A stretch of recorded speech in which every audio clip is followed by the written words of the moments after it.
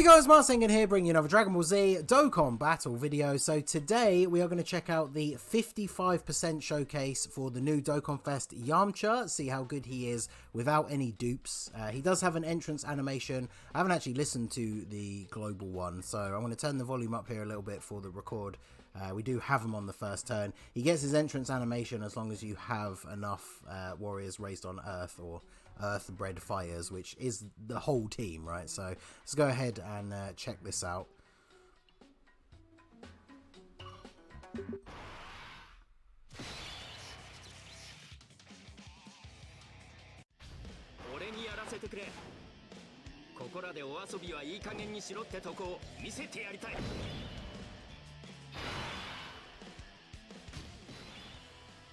It's still kind of funny to me that Christopher Sabat voices Vegeta, Yamcha, and Piccolo, so they all sound somewhat similar. So this is the team that we're running. Yamcha obviously has the Warriors Raised on Earth or Saiyan Saga leader skill, free key 170, and then the additional 30% to Turtle School or Earthlings. So most Gokus fit under his 200% lead. A lot of the Earthling characters. The funny thing is, I actually looked before setting up this to record, because obviously the units just come out. I had to wait for somebody else to get their Yamcha awakened and set as a friend so I could actually run his team. On Global currently, Yamcha is his own, like, only 200% lead. So you can't run Yamcha on any other team currently on Global and him get the full 200% leader skill. It has to be his team. Obviously he's on a bunch of other teams that get 170s, but his only other 200% lead on Global, well, his only lead is himself. In fact, the only other one I think I saw on the list is the AGL Carnival Goku that comes out as part 2 of the anniversary, because he's 200% for Turtle School. So his super attack is the Wolf Fang Kamehameha. It raises attack for 1 turn, does immense damage, and has a high chance to stun. And then he gets his entrance animation, like I say, 2 key and 150% attack and defense for 4 turns. And you get that when there are 5 or more warriors raised on Earth on the team. So basically it has to be the whole team, right? You can get away with bringing 1 non-warrior raised on Earth on the team. So I guess using his leader skill for like Saiyan Saga, you could bring like one of the Saiyans from the Saiyan Saga and you'd still get his entrance animation.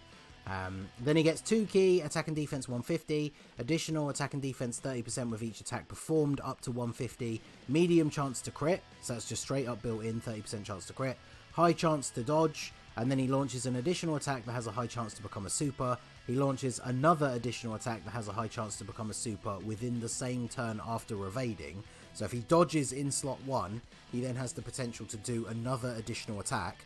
And then he gets an additional chance to dodge 10% with each super attack performed. So the ideal turn for him is to dodge an attack in slot 1, get off a bunch of attacks, and then in theory he's going to have that much, well, I say in theory, he is going to have that much higher dodge chance, and then potentially he dodges all the other attacks that come his way during that turn. So I did the preview showcase for him on Global, on JP the other day, where I didn't have quite as many of the units that work really well with him. I'm interested to try out this Gohan and Krillin, because they do share 5 links with him, so that should be pretty interesting.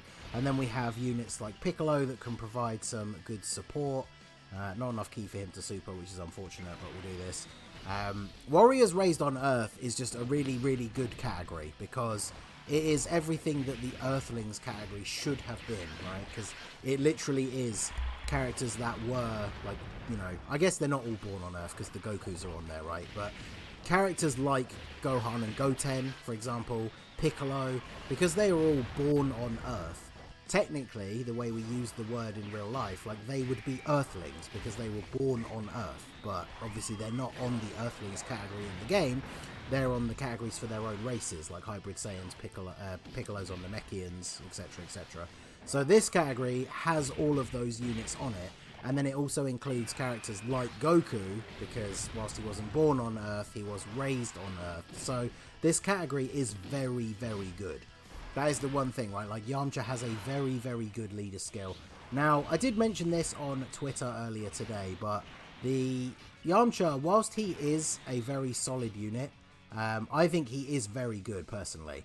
But when it comes to what you should do with your stones, especially if you're someone who's free to play or, you know, don't spend very much in the game, I feel like YAMCHA is a pretty easy skip, right? If you want to try him out in the game, you can use units like Raditz that has the leader skill Saiyan Saga and Pure Saiyans, and then you can basically build a team that is Raditz and then a bunch of Gokus, because they're going to be on Warriors Raised on Earth, bring a YAMCHA friend, and then Raditz is that one non-Raised on Earth character you can bring. YAMCHA will still get his entrance animation, so you can still try out YAMCHA basically at his full capacity. The only difference is he's only going to be getting a 170 leader skill from Raditz, but then the friend one is obviously giving the 200%. So you get to see YAMCHA perform pretty much close to what he would like if you had your own copy of him, right? So I do think with this banner being a couple of weeks before Golden Week, which is still an unknown, right? It's one of those things, it's always hard for global players to kind of plan how you're going to spend any stones before the anniversary.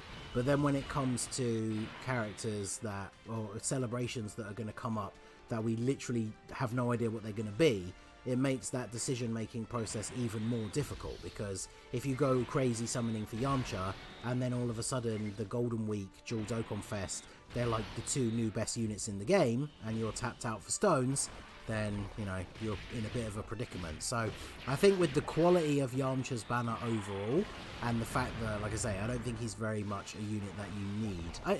Like, no units you need to have, right? But when it comes to what you'd actually use him for, his team can be made under a lot of leads. Like, if you want to run a team that is most of the good Gokus in the game, we have a ton of other leaders that you can use to do that. So whilst I do think YAMCHA is a good unit, I do feel like his banner is a pretty easy skip for a lot of people. We've been getting pretty unlucky so far as well, considering he has a 50% chance to dodge. The friend one and my one both have skill orbs to give him a couple of extra dodge. I think I gave mine the bronze, like level 2 dodge and like level 2 super attack up or something like that. And the friend one has some extra dodge as well. And he's not really getting many of these slot 1 dodges. So see if we can get one here. We'll get the, actually no, Piccolo only needs 1 key, so we'll grab all of these for Carnival Goku. This is a unit that I didn't have on the team when I did the JP showcase, because I don't have him on JP, but the STR Carnival Goku I think is a really good unit. I like using him on basically every team that he's on. So we got the dodge. So 4.5, that's pretty good when you think we have no attack support. Oh no, sorry, Piccolo is giving support. Carnival Goku just gives defense. So Piccolo gives, I think it's 30% to superclass allies. And then look at that, the additional, we jump up to 6.5. Because remember, we're still building up his passive as well. So honestly, I have to say, apart from the fact that dodge RNG is a bit hit or miss, which is always going to be the case, right? Pretty impressed with what I've seen so far at 55%. Like, you know, you get those chances to dodge. He's got built-in crit. You know, additional super on that turn, getting up over 6.5 mil. Pretty impressive for a unit with no dupes. And obviously, he's freshly pulled, freshly awakened. So my YAMCHA is obviously full level 1 links as well. So getting him up to level 10, obviously we're going to see some significant stat increases on those as well. So he definitely is good, right? This is going back to what I was saying before about him. It's basically what I said on Twitter this morning as well, is he is a great unit. I just think that with Golden Week coming up, you know, you kind of got to be careful what you are and aren't summoning for. Like, if you're a massive YAMCHA fan, or you are a whale, you spend a fair bit here and there, you summon for every unit, then, you know, you're probably going to summon for YAMCHA anyway. And if you get him, you know, he's a good unit, but I just really don't feel like he's a unit you necessarily need to have. And this is something that I mentioned the other day when it comes to running him on other teams. Like, for me personally, my favourite teams in the game are, you know, teams full of like Super Saiyans and Super Saiyan 3 and God forms and over in the Flash units and all this kind of stuff.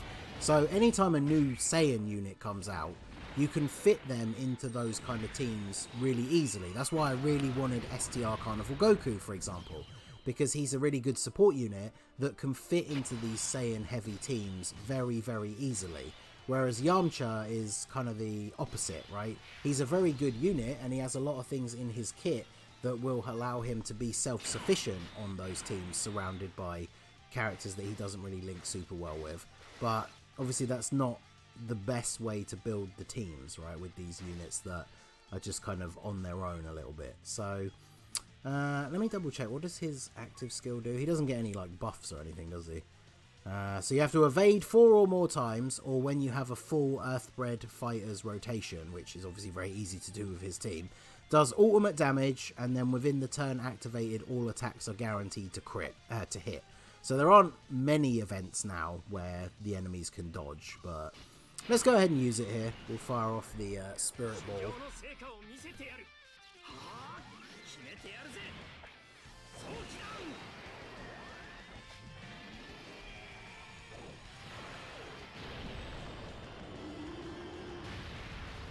There we go. So I feel like nowadays it's very unfortunate when active skills are not either guaranteed crits or like effective against all types, because then it just feels bad if you miss out on that crit, right? The active skill is just doing a lot less damage than it could do.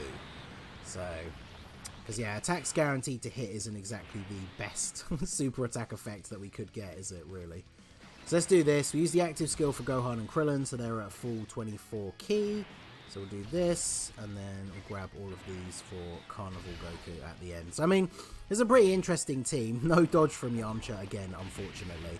I do like the fact that he does still have that one built-in additional in his passive. So even if he doesn't dodge in slot 1, you have the chance to get that extra attack. Unfortunately, only a normal attack here. And then we did get the hidden potential as well, so that's good. I think mine has, like, I gave him a silver level 3. So, Yamcha definitely pretty impressive. His team, I tried to vary it up a little bit here, so we had units that link well with him, like this Gohan and Krillin. They're obviously not an optimal unit anymore. I suppose one of the strongest ways to run a Yamcha team is essentially to just bring Yamcha, bring all of your best Gokus that are getting a 200% lead from him, and then just float the Yamchas, right? But, not terrible damage, I guess, there from Oceanus on Gohan and Krillin. Goku will be fine at the end here. Get some extra hits. I don't know how many times he's been hit. Obviously, we don't have his Scouter ability available.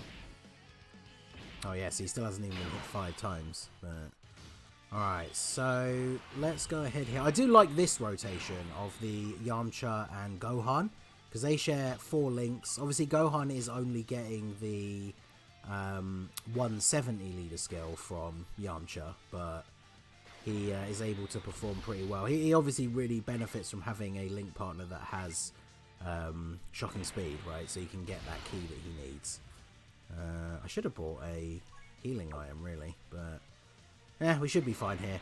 If Yamcha doesn't kill, as long as he doesn't get immediately supered, he should be fine. But he's up to 5 mils. This is him with his passive fully built up. 5 million attack, obviously not the craziest attack stat, but for 55% level 1 links, right, not too shabby. 5.3 on the additional, so that's the one from his passive, because obviously he didn't dodge an attack in slot 1, and then he dodged the attack on the way back, so he took no damage, put out a couple of reasonable attack stats. He's got a good leader skill. I mean, you know, I said already, he's a very solid unit. I just unfortunately, for all you Yamcha fans out there, those of you who have to be conservative with your stones, he's probably a pretty easy skip, especially considering his banner is not great. It does have discounts, but they didn't make any of the steps like guaranteed featured. So I think was it in total to do all the steps, like 100 or 110 stones, something like that. But with no guaranteed featured, there's always the possibility that you could pull absolutely nothing. So I do think you have to be very careful if you do want to summon for him. I don't know, I should have double checked the end date of his banner, because I wonder if we'll get any kind of reveal or teaser as to what Golden Week will be before his banner goes away. Because if that is the case, then obviously you can make a slightly more informed decision about whether to summon or not. So we'll make this the last turn, mainly because if Yamcha doesn't dodge these hits in slot 1, he's going to take a lot of damage. That is his obviously biggest weakness as a 55% unit. Here comes the super straight away, and he didn't dodge, so he eats 500k and dies. So that is obviously his one major weakness, right? If you want to put him in slot 1, get that dodge to get the extra potential for an additional attack, his defense in slot 1 is not the best, and obviously at 55%, even more so. So I think he's a good unit overall. But, you know, I think I've made it very clear my thoughts on him. Let me know what you guys think about him down below in the comment section. Are you a big Yamcha fan or a whale did you summon? I hope if you did go for him, you did get good luck. Because this is one of those banners, if you do want to summon, you want to get that one copy nice and quick and then get out with as many stones left as possible. So let me know all of your thoughts on Dokkan Fest Yamcha down below in the comment section. So that's going to be it for the video, guys. This has been the Masked Ningen. Smash that like button, subscribe to the channel if you are new. Check out the links down below for the Discord and the merch store, and I will see you all again soon. Have a good one.